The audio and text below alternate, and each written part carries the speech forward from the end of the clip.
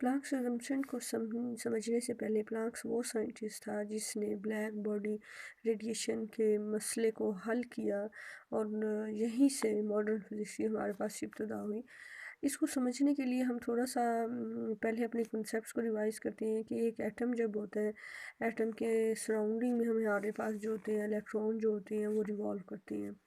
तो जब एक इलेक्ट्रॉन जो है रिवॉल्व कर रहा होता है, अगर उसे कहीं से एनर्जी मिल जाए तो इलेक्ट्रॉन जो है हायर ऑर्बिट में जो है जंप करके जा सकता है, लेकिन वहाँ ये सिर्फ 10⁻⁸ सेकंड तक रहता है। उसके बाद इलेक्ट्रॉन जो है वापस अपने ऑर्बिट में वापस आता है by the emission of a radiation.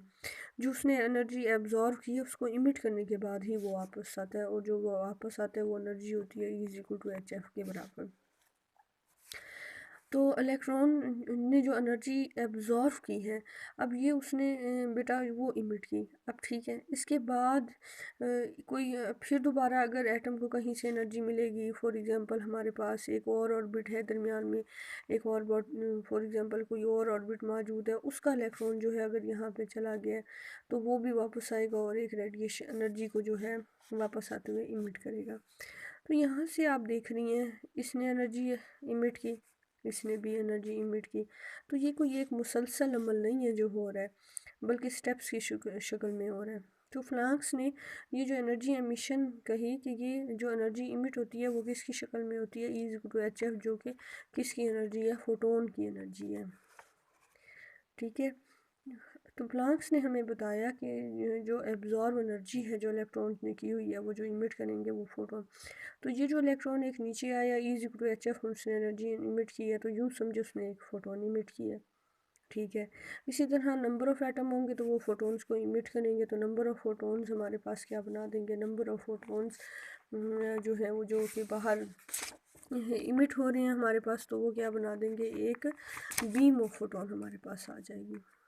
तो इसको अगर आप गौर से इस प्रोसेस को देखें तो ये कोई कॉन्टीन्यूस प्रोसेस नहीं है, बल्कि एक फोटोन आ रहा है, फिर दूसरा आ रहा है, फिर तीसरा आ रहा है। तो नंबर ऑफ़ फोटोन्स आ गए तो एक बीम ऑफ फोटोन हमें हासिल हो गई है, जिसमें नंबर ऑफ़ फोटोन्स हैं, तो हर फोटोन की एनर्जी क्या है, E=hf। इसका मतलब जो बीम आपको बाहर मिल रही है उसमें एनर्जी जो है वो कॉन्टीन्यूस नहीं है, बल्कि किसकी शक्ल में है, पैकेट्स की शक्ल में है, E=hf।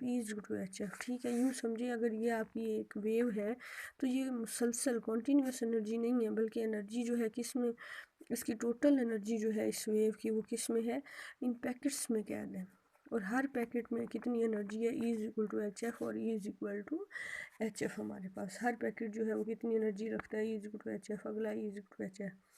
तो प्लांक्स ने यही कॉन्सेप्ट दिया कि एनर्जी जो है वो कॉन्टीन्यूस नहीं है। पहले तो ये आप कॉन्सेप्ट क्लासिकल फिज़िक्स से हटा दें कि एनर्जी जो है वो कॉन्टीन्यूस है, बल्कि एनर्जी नॉन यूनिफॉर्म है पैकेट्स की शक्ल में, और वो पैकेट्स कौन है, फोटोन है हमारे पास। ठीक है, और इनकी एनर्जी होती है E=hf। तो क्लासिकल फ़िज़िक्स क्या कहती थी, क्लासिकल फ़िज़िक्स कहती थी कि अगर ये आपकी एक ब्लैक बॉडी है और उसमें फॉर एग्जांपल एक एटम मौजूद है, तो जैसे जैसे इस ब्लैक बॉडी का आप टेम्परेचर T जो है इंक्रीज़ करती हैं तो एटम की वाइब्रेशन जो है वो इंक्रीज़ हो जाती है, और एटम जो है बड़ी तेज़ी से जो है ऑसिलेट करना शुरू कर देता है।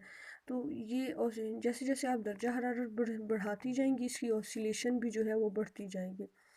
तो क्लासिकल फिज़िक्स समझती थी कि तमाम पॉसिबल वेरिएशंस पर ये ऑसिलेट कर सकता है, एटम जो है तमाम पॉसिबल वेरिएशन पे ऑसिलेट कर सकता है। ऑसिलेट करने का मतलब है कि जो वो एनर्जी बाहर इमिट करेगा वो इस शक्ल में होगी, मतलब कॉन्टीन्यूस होगी। लेकिन प्लांक्स ने क्या कहा, कि प्लांक्स ने कहा कि ये जो एटम है ये तमाम, ये कोई पेंडुलम नहीं है कि आप पेंडुलम को जो जी है यहाँ खींच के ले जाएं और इसका एम्पलीट्यूड ऑफ वाइब्रेशन ये होगा। अगर इसी पेंडुलम को आप यहाँ ले जाएंगी तो इसका एम्पलीट्यूड ऑफ वाइब्रेशन ये होगा। फिर अगर आप पेंडुलम को यहाँ तक ले गई हैं तो ये होगा, मतलब तमाम पॉसिबल वेरिएशंस पे ये ऑसिलेट कर सकता है। तो एटम जो है वो कोई पेंडुलम की तरह नहीं है, पेंडुलम जब ऑसिलेट करता है तो ऐसी एनर्जी कॉन्टीन्यूस हमें मिल सकती है। लेकिन एटम जो है, ब्लैक बॉडी का जो एटम है वो तमाम पॉसिबल वेरिएशंस पे ऑसिलेट नहीं कर सकता। या तो एटम अपनी मेन पोजीशन के इतना जाएगा या फिर इतना जाएगा। There are only two possibilities, جیسے اگر یہ آپ کا ایٹم ہے تو یا تو وہ یہاں جائے گا یا اپنی مین پوزیشن کے یہاں جائے گا بس. تو اس لیے انرجی جو ہے وہ کنٹینیوس نہیں ہے، جو کہ ہم نے یہاں دیکھا کہ الیکٹران زیادہ سے زیادہ یا یہاں چلا گیا اپنے ساتھ والے آربٹ میں جمپ کر کے چلا جائے گا، یا ساتھ والے کی بجائے ایک سٹیپ اور آگے چلا جائے گا. 2 ہی پاسبلٹیز ہیں، یا وہ ڈائریکٹ ساتھ والے میں واپس آئے گا یا جمپ لگا کے بالکل ہی اپنے پہلے آربٹ میں واپس آ جائے گا.